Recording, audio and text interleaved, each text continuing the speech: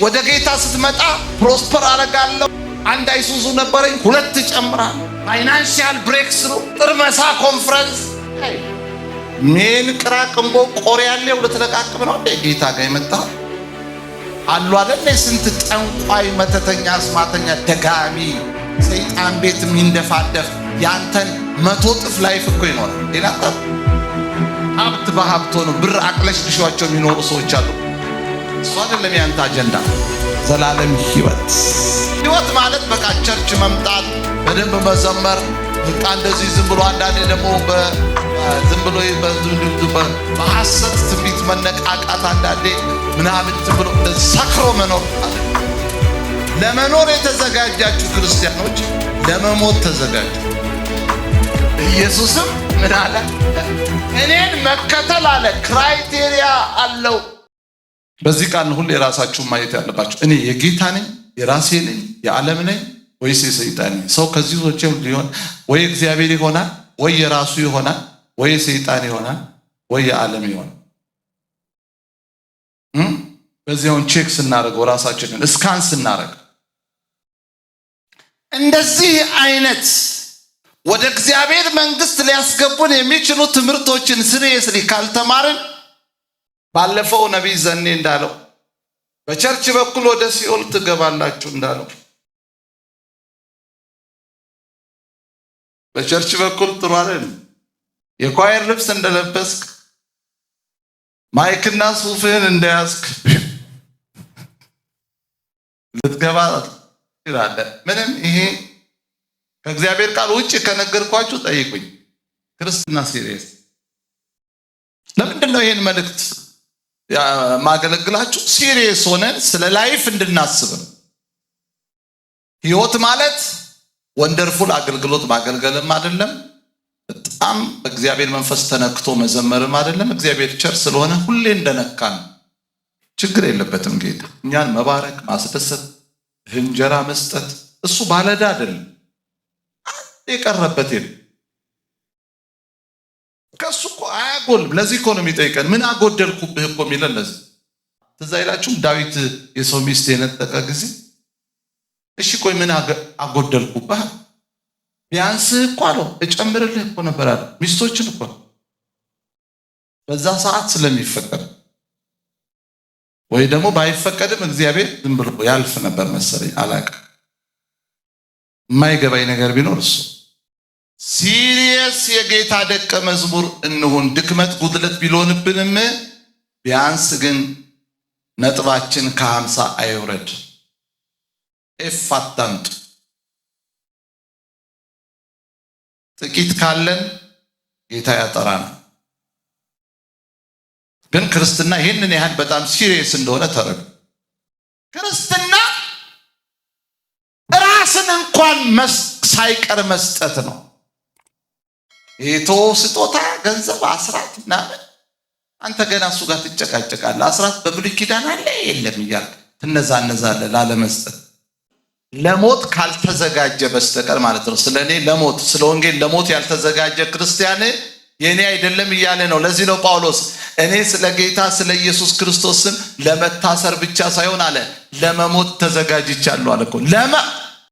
ለመኖር የተዘጋጃችሁ ክርስቲያኖች ለመሞት ተዘጋጁ። ጸጥ ጉባኤው ምን አገባኝ እኔ ቀጥል። ማንም መስቀሉን ተሸክሞ ከኋላዬ የማይመጣ ደቀ መዝሙሬ ሊሆን አይችልም። በቃ ሁለት አረ ከላይ ምን ይላል? የገዛ ነፍሱን እንኳን ባይጠላ አይደል? ደቀ መዝሙሬ ሊሆን አይችልም። የገዛ ነፍሱን የማይጠላ ሰው አንደኛ ደቀ መዝሙሬ። ስለዚህ ኢየሱስን መከተል የገዛ ነፍስህን ጠልተ ነው የምትከተለው። ይሄ አልተመቸኝም፣ ነካችኝ፣ ነካኝ እንጂ እዚህ ወደ ጌታ ስትመጣ ፕሮስፐር አረጋለሁ። አንድ አይሱዙ ነበረኝ፣ 2 ጨምራለሁ።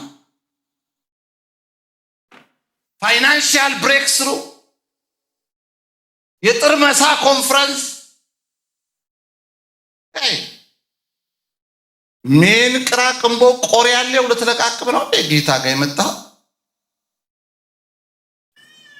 አሉ አይደል? ስንት ጠንቋይ፣ መተተኛ፣ አስማተኛ፣ ደጋሚ ሰይጣን ቤት የሚንደፋደፍ ያንተን 100 እጥፍ ላይፍ እኮ ይኖራል። ይናታ ሀብት በሀብት ሆኖ ብር አቅለሽልሿቸው የሚኖሩ ሰዎች አሉ። እሱ አይደለም ያንተ አጀንዳ።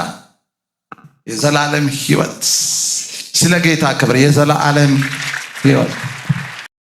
ከዛ ምን አለ ቀጥሎ ደግሞ መስቀሉን የማይዝ አለ ባለውስጥ በደም ጮክ ብለን ማንም መስቀሉን ተሸክሞ ከኋላዬ የማይመጣ ደቀ መዝሙሬ ሊሆን አይችልም። 2 መስቀል ምንድን ነው? ይሄ ግብዴው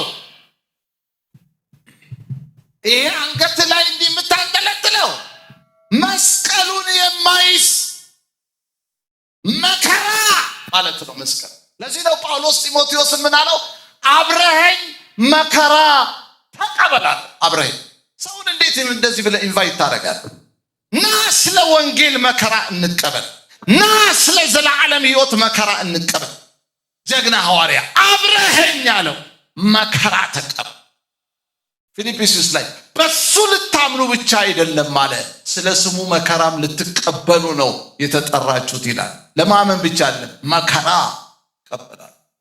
በረሃብ ታልፋለህ፣ በብቸኝነት ታልፋለህ፣ ፔንፉል ላይፍ ታልፋለህ። ስለ ወንጌል ብለህ የጌታ ስም እንዳይነቀፍ ብለህ ብዙ መከራ ትቀበላለህ። ልትራብ ትችላለህ፣ ልትጠማ፣ ልትገለል ትችላለህ፣ ልትታሰር፣ ልትደበደብ፣ ፋይናሊ ልትገደል ትችላለህ። ቻው። ኢየሱስ ነው ያለው፣ እኔ አይደለሁም። እኔ ላይ አታፍጥጡ፣ አይመለከተኝም። ጌታ ምስክር። ይሄ መልእክት ወደፊት ለዓለም እንደሚደርስ እየተቀረጸ ነው። ለዓለም ይደርሳል። ይኸው መስቀሉን የማይዝ ከኋላዬ እኔን የማይከተል የእኔ ደቀ መዝሙር ሊሆን አይችልም። 2ኛ ጊዜ ማለት ራስን መጥላት፣ መስቀል መሸከም፣ ሁሌ መከራ መቀበል ማለት። ቀጥል። 3ኛ ከናንተ ግንብ ሊሰራ የሚወድ ለመደምደሚያ የሚበቃ ያለው እንደሆነ አስቀድሞ ተቀምጦ ከሳራውን የማይቆጥር ማን ነው? ያለዚያ መሰረቱን ቢመሰርት ለመደምደሚያ ቢያቅተው ያዩት ሁሉ ይህ ሰው ሊሰራ ጀምሮ ሊደመድመው አቃተው ብለው ሊዘብቱበት ይጀምራሉ። ወይም ሌላውን ንጉሥ በጦርነት ሊጋጠም የሚሄድ ከ2,000 ጋር የሚመጣበትን በአንድ 1,000 ሊገናኝ የሚችል እንደሆነ አስቀድሞ ተቀምጦ የማያስብ ንጉሥ ማን ነው? ባይሆንስ ሌላው ገና ሩቅ ሳለ መልእክተኞች ልኮ እርቅ ይለምናል። እንግዲህ እንደዚሁ ማንም ከናንተ ያለውን ሁሉ የማይተው ደቀ መዝሙሬ ሊሆን አይችልም። ምን ማለት እንደሆነ ገብቷችኋል? መጽሐፍ ቅዱስ በጣም ሴክሬት ነው። ኢየሱስ ምን አለ? ቤት ሊሰራ የፈለገ ሰው አለ አስቀድሞ መጀመሪያ ትርፉንና ኪሳራውን የማያስብ ሰው ማን ነው? ደግሞ ቁጭ ብሏል። ለመደምደሚያ የሚበቃው ነገር ሳይኖረው ከጀመረ አለ መሰረቱን አውጥቶ መደምደም ሲያቅተው መሳለቂያ ይሆናል። ይሄ ሰውዬ አለ ቤት ሊሰራ ጀምሮ ያለ አቅሙ ይኸው መደምደም አቃተው፣ መጨረስ አቃተው ብለው ይሳለቁበታል እኮ። የሚልህ ስለ ቤት ስራ ሊያስተምርህ አይደለም፣ ስለ ላይፍ ነው። ይሄ ሰው እኮ አጉል ዝም ብሎ ጴንጤ ሆናለሁ ጌታን እከተላለሁ ብሎ እንደማለት ሂሳብ ሳያሰላ ገብቶ ነው አለ። ምናልባት ማለት ነው ሺሻውን ጠጥቶ ሊሆን ይችላል።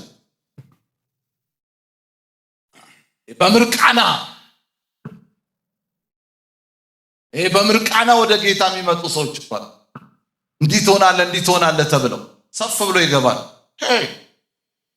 ኢየሱስ ግን ሲጠራ አረጋግጦ ስለኔ ትሰደባለህ፣ ስለኔ ትሰደዳለህ፣ ስለኔ ትራባለህ፣ ስለኔ መከራ ትቀበላለህ፣ ስለኔ ልትሞትም ትችላለህ ብሎ ለዚህ ነው ሐዋርያትን አላቸው እንዳትሰናከሉ አላቸው። አስቀድሜ ይሄ ነግሬያቸዋለሁ ይላቸዋል ዮሐንስ 10 እንዳትሰናከሉ ይገሏቸዋል። ድንገት ሲመጣባችሁ ግራ እንዳትጋቡ ነው አለ። ስለኔ አለ ልትሞት ሁሉ ትችላለህ። ታምነ ጎናችሁ ያለው ሰው ታምነህ ግባ በሉት፣ አስልተህ ግባ። ይሄ ዝም ብለው G+2 ሰራለሁ ብለህ ምናምን ከሆነ ኢየሱስ ጋር የመጣው አሁኑኑ ሾልከህ ብትወጣ ይሻላል። ይሄ ጌታን መከተል ማለት ኢየሱስን መከተል ማለት ምቾትና ድሎት ፈውስ ነው ብላችሁ የመጣችሁ ሰዎች ስሌታችሁ ወይም ፎርሙላው ልክ አይደለም።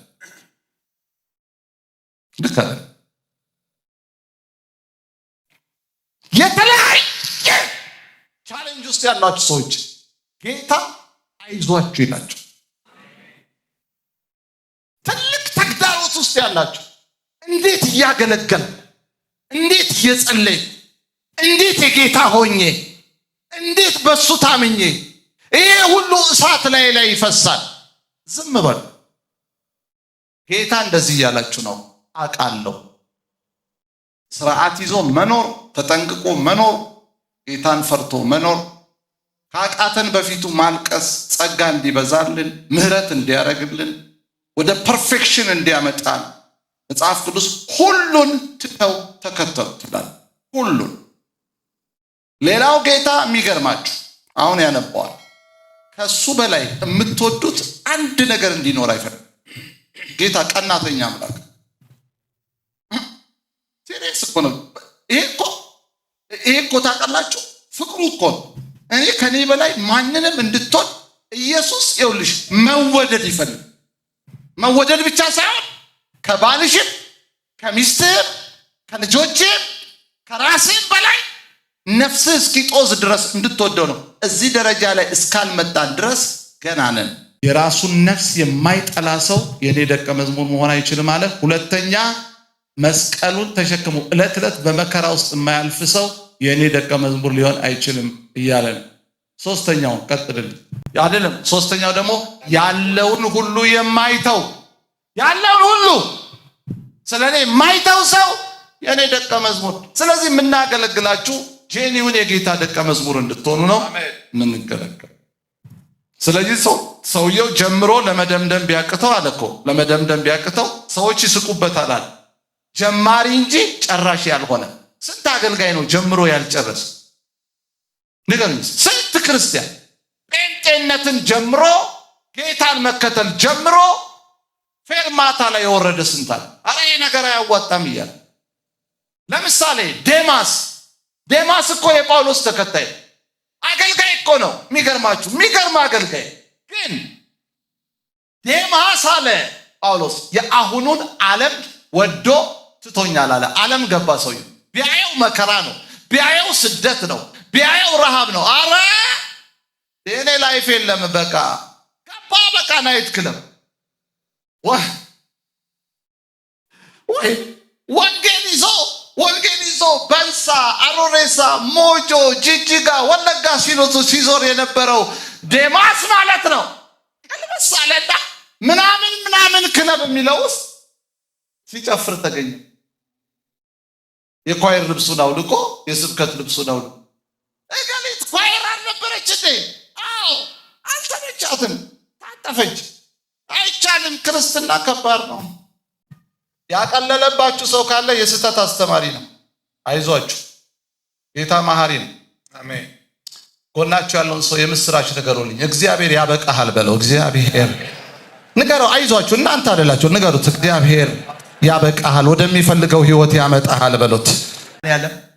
ይሄ ውስጣችሁ ያለውን የክብር ፍላጎት፣ የዓለም ፍላጎት፣ የዝነኝነት ፍላጎት፣ የታዋቂነት ፍላጎት፣ የበላይነት ፍላጎት፣ ከሌላው ሻል ተብሎ የመታየት ፍላጎት መድኃኔዓለም አጥቦ ያውጣላችሁ። በቃ እኔ በደንብ ይገባኛል። ለምንድን ነው የእግዚአብሔር ክብር የማይገለጠው? እኔ 100% ልገላችሁ አልተመቸነውም።